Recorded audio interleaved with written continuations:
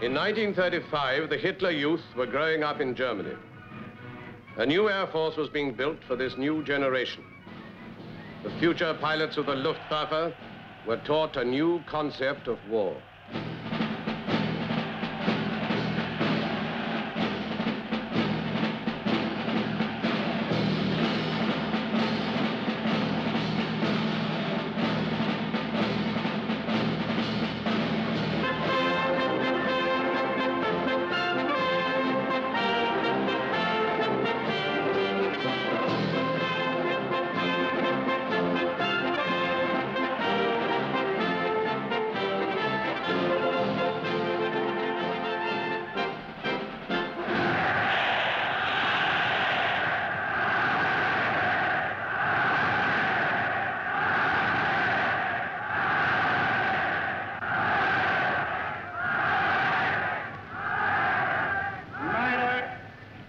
Deutsche Jugend, nach einem Jahr kann ich euch hier wieder begrüßen.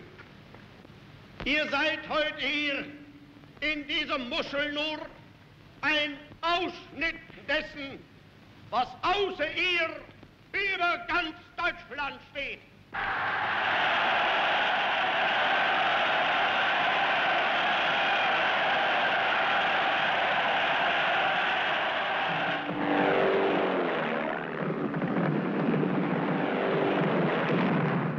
Already the Luftwaffe had 2,000 planes and 20,000 men. Soon, many of us who watched would be training to join them. We weren't thinking like that in Britain. We only watched and began to understand we were no longer an island and must build new defenses in the sky. At headquarters, Air Defense of Great Britain, we held a series of meetings to discuss the new dangers. Ideas and the paper to write them down on were our only effective equipment. Well, gentlemen, we have three main requirements. And the first is an entirely new fighter, the type that Mitchell and Cam are designing. The air staff want a 300-mile-an-hour job with 8 guns in the wings. As you know, we've been thinking around this problem for some time, and without any doubt it means leaving the biplane, which we know so well, and going to the monoplane with heavier armament and many new features such as closed cockpit, retractable undercarriage, higher wing loading, and of course, new structural problems. They called her the Hurricane in the end. Her basic design never changed, and we put her into production with a few modifications. All metal wings, variable pitch air screw, and the new Merlin engine. We developed the Merlin from the Schneider Trophy engine, the last engine Sir Henry Royce designed before he died. Most of the Battle of Britain fighters were powered by the Merlin. It gave the Hurricane a top speed of 330 miles an hour and the Spitfire rather more. The Spit came into service a year after the Hurry. She was Britain's first all-metal fighter and the fastest warplane yet. On the 5th of March 1936, Mutt Summers made the first flight, and we heard a new sound in the sky.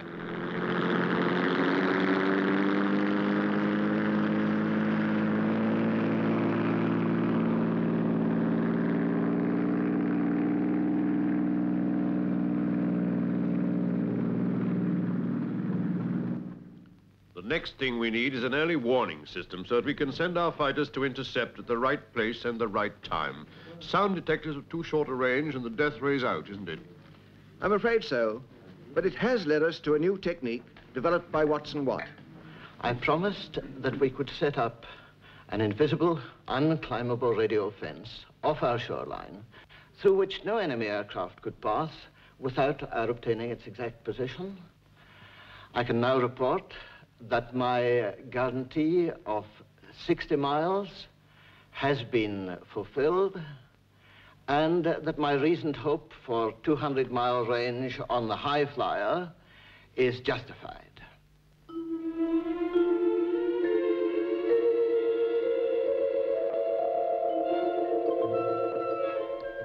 We called it RDF, Radio Direction Finding. Later, we rechristened it radar. Mysterious towers appeared around our coast. 11 in 1937, 160 by 1939.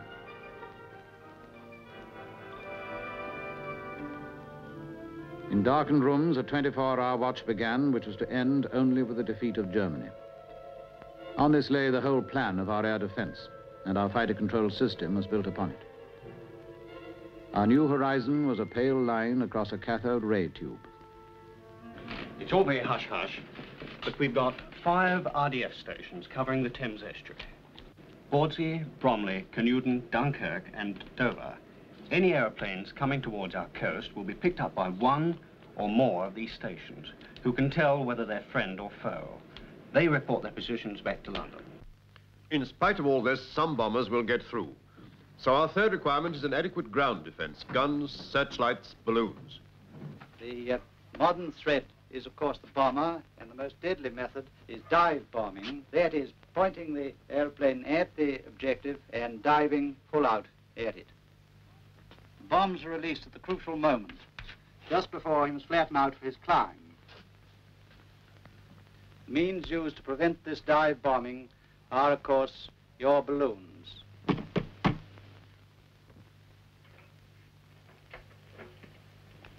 Good morning. Good morning.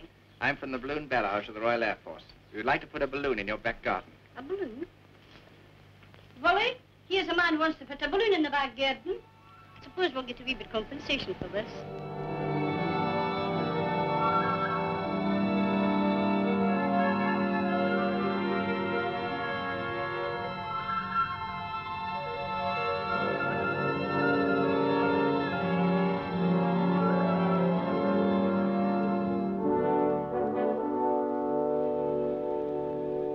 Such were the weapons in which we put our hopes, and these the men. Pilots, navigators, ground crew, pilots, air gunners, pilots, wireless operators, pilots, pilots. For the Royal Air Force, for the Fleet Air Arm. Right, Robinson, I want you to go right through the starting up drill. Plug in RT. Put RT to receive. Switch on undercarriage lights. Put petrol on reserve. And while these flew their erratic way to skill, 4 men met in Munich, and 1 came home to London. This morning, I had another talk with the German Chancellor, Herr Hitler. And here is the paper which bears his name upon it as well as mine. Chamberlain did not speak for the Luftwaffe. For us, it was not the time for peace. On the first day of September 1939, we flew against Poland.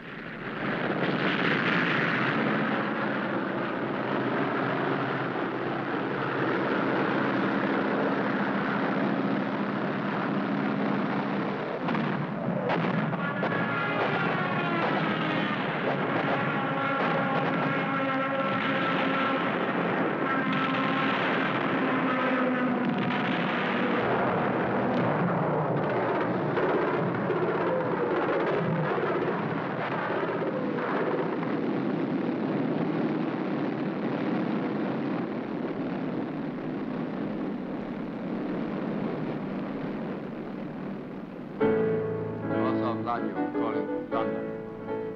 Warsaw Radio calling London. Warsaw Radio calling London. Warsaw Radio. We silenced the Poles in 4 weeks. Against our will, they had only courage. Against our tanks, cavalry, against our aircraft, rifles. Their allies, France and Britain, were powerless at the other end of Europe.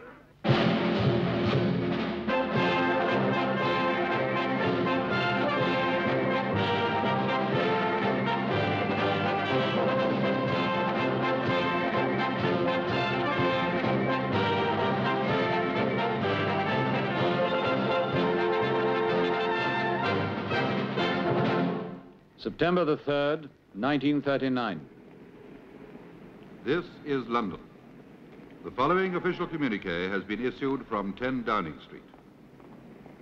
On September the 1st, His Majesty's ambassador in Berlin was instructed to inform the German government that unless they were prepared to give His Majesty's government in the United Kingdom satisfactory assurances that the German government had suspended all aggressive action against Poland and were prepared promptly to withdraw their forces from Polish territory, His Majesty's government in the United Kingdom would, without hesitation, fulfill their obligations to Poland.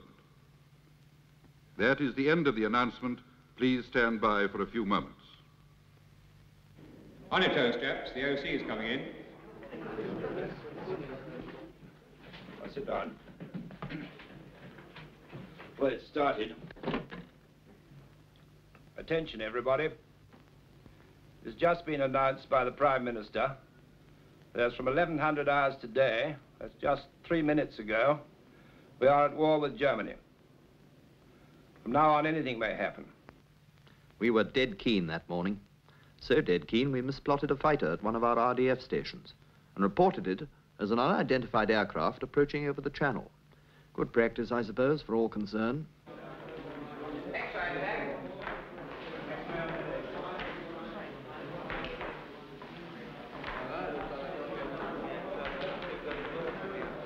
Stand by, X-ray 1, west, sugar 1187, sugar 1187, 3810.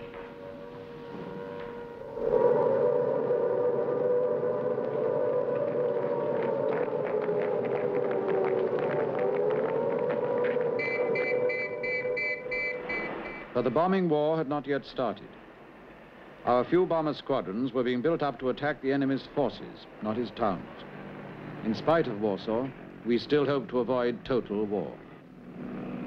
Our new Wellingtons were used to drop leaflets over Germany and to support our troops in France.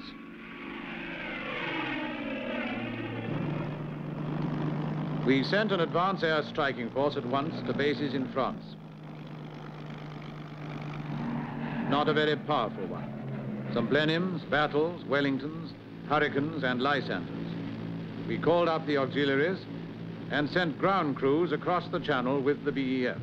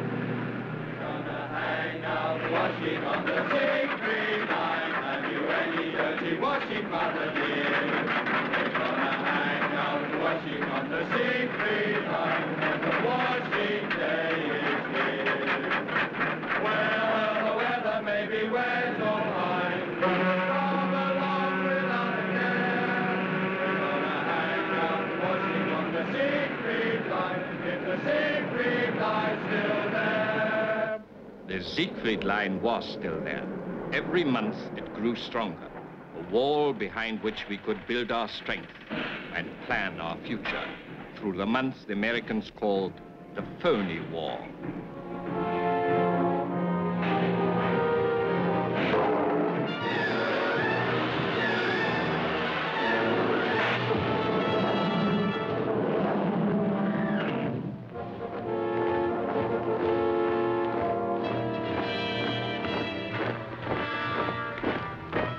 All that first winter, the sky was still. The war went underground. The Maginot Line, they said, was stronger than the Siegfried. It was the whole trench system of the Kaiser War frozen into concrete. And the mines behind it frozen too. On ne passe pas, they said again.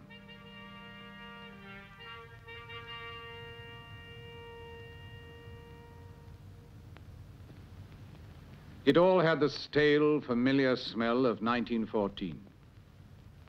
We took the left of the line, the north. We mucked about on the Belgian border, killing time. There was nothing else we could do. The Belgians wouldn't let us in. We were infantry mostly, a few tanks, some artillery, and the RAF, of course. They built some airfields and put a couple of dozen squadrons there. Pretty old stuff, some of them.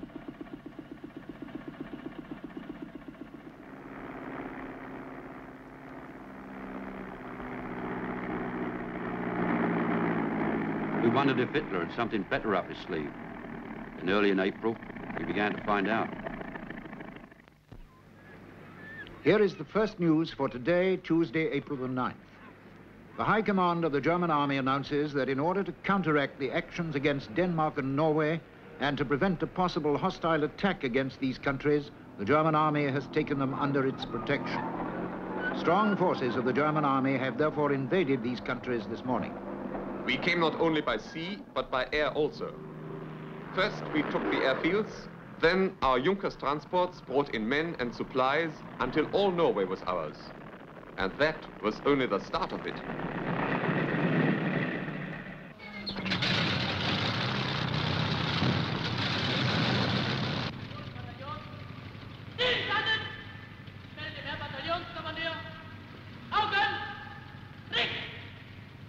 Fallschirmjäger!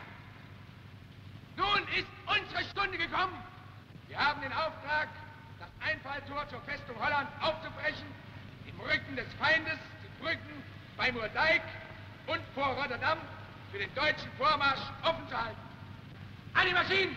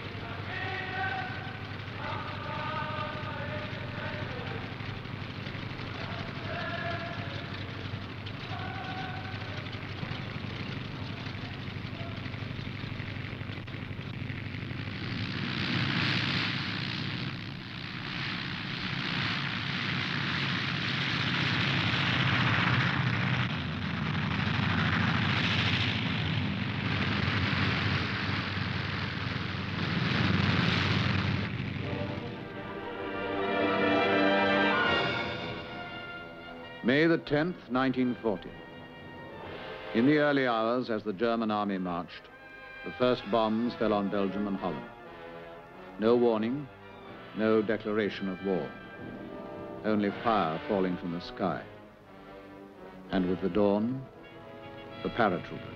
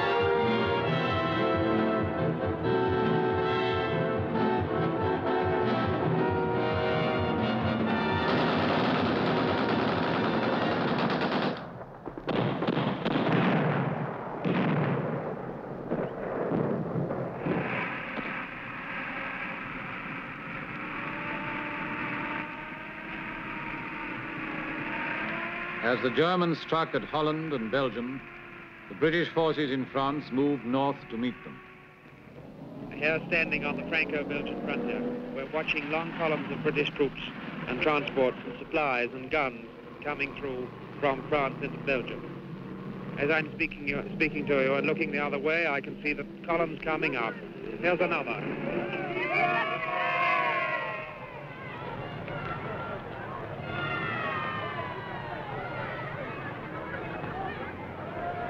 All the weekend, on the roads leading west, there have been streams of refugees from Luxembourg and from the towns on the French-Belgian frontier which are being evacuated.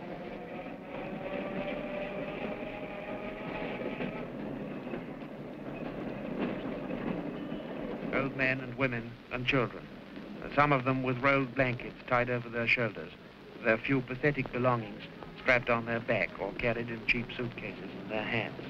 In 5 minutes today, I passed a couple of farm carts drawn by tired-looking horses. Well, they must have started out about last Friday morning.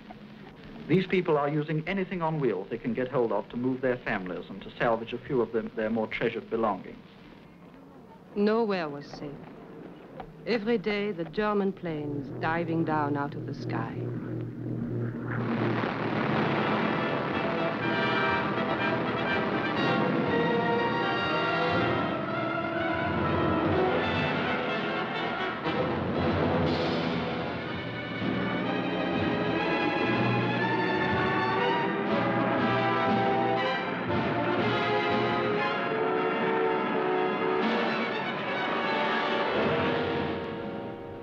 At first, they only bombed military targets.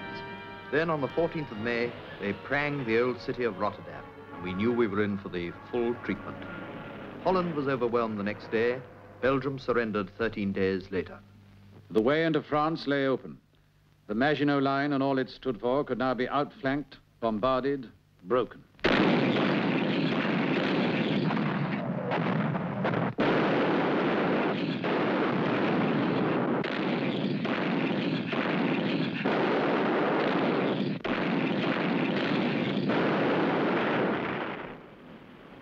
As the German armies pushed into France, bomber commands struck repeatedly at their communications and supplies. But 16 squadrons were all we had to fly, and these alone couldn't stop the flood. We broke the French armies on the Meuse. We broke through at Sedan. We were driving now towards the Channel coast, cutting off the British army in the north. Nothing could stop us. Nothing on earth could stop them, and the air was heavy with their fighters. Our few squadrons of Whitleys and Wellingtons, of Battles, Blenheims and Hurricanes, flew and fought and died over their advancing columns.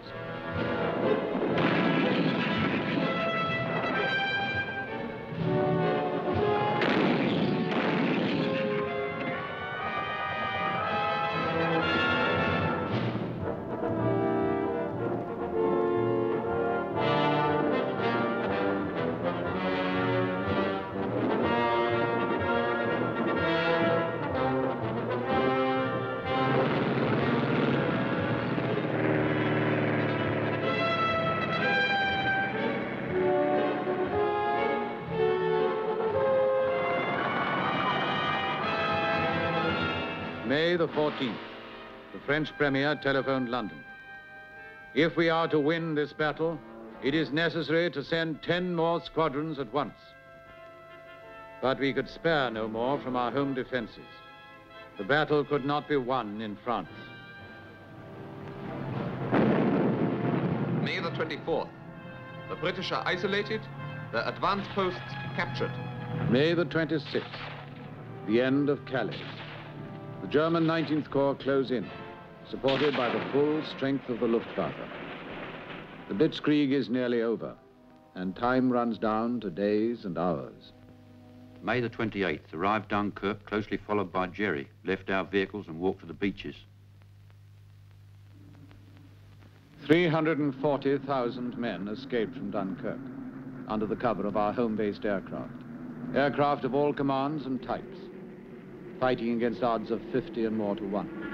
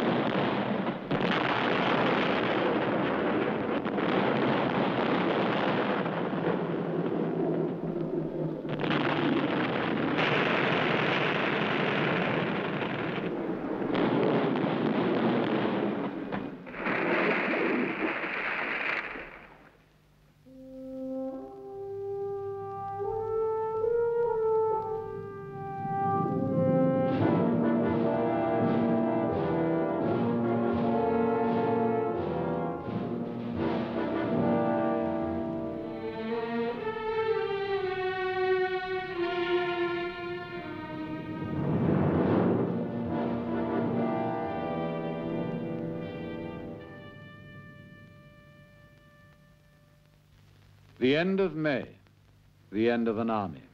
The BEF come home. There was every kind of ship that I saw coming in this morning, and every one of them was crammed full of tired, battle-stained and blood-stained British soldiers. Transport officers counted the men as they came ashore.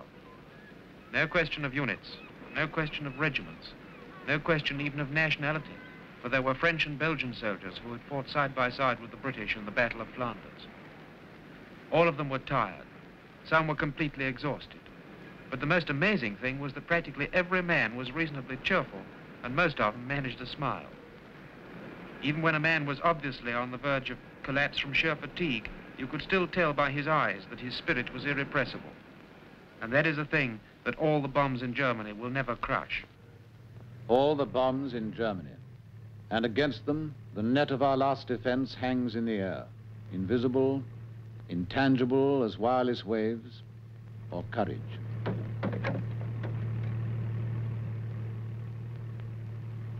What has happened in France makes no difference to British faith and purpose.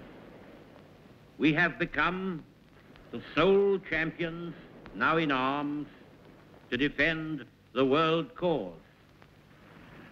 We shall do our best to be worthy of that high honor. We shall defend our island, and with the British Empire around us, we shall fight on, unconquerable, until the curse of Hitler is lifted from the brows of men. Let us therefore brace ourselves to our duty. So bear ourselves that if the British Empire and its commonwealths last for 1,000 years, men will still say, this was their finest hour.